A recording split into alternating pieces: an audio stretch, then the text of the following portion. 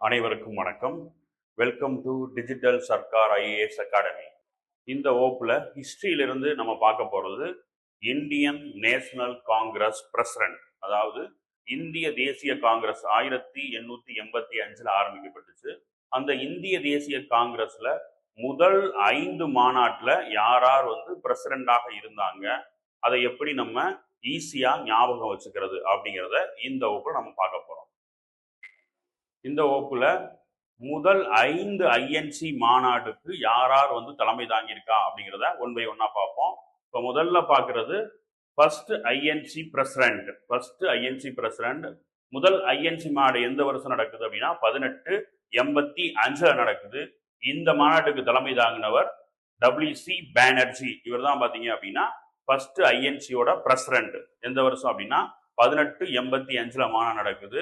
இந்த முதல் மாநாட்டுக்கு தலைமை தாங்கினவர் டபிள்யூசி பானர்ஜி. நெக்ஸ்ட் ரெண்டாவது ஐஎன்சி பிரசிடென்ட். ரெண்டாவது மாநாடு 1886 நடக்குது. இந்த மாநாட்டுக்கு தலைமை தாங்கினவர் தாதாபாய் நவ்ரோஜி. இவர் ரெண்டாவது ஐஎன்சி மாநாட்டுக்கு தலைமை தாங்குறாரு.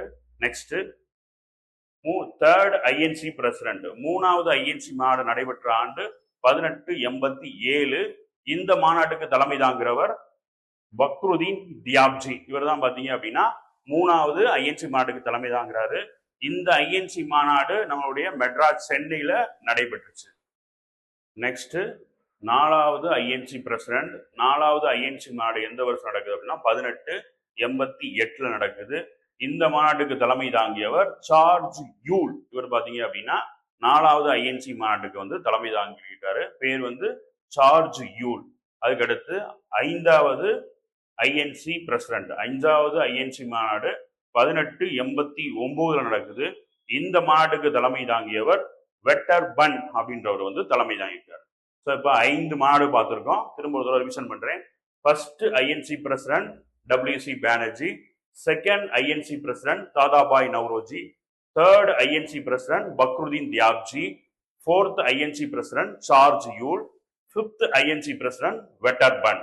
இப்போ இந்த 5 ஐஎன்சி மாநாட்டுக்கு யார் பிரசிடென்ட் ஆயிருக்காங்க அப்படின்றத பார்த்தோம்.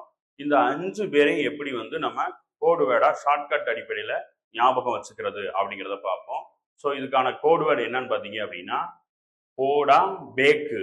போடா பேக்கு வெட்ட போறேன்.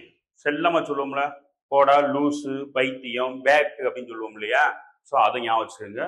போடா போடா பேக்கு ஒன்ன வெட்டி புடுவேன் அப்படின்னு சொல்றோம் இல்லையா. போடா பேக்கு ஒன்ன வெட்டிடுவேன் அப்படின்றதுதான் இதுக்கான கோடுவேர்டு. போடா பேக்கு வெட்ட போறேன்.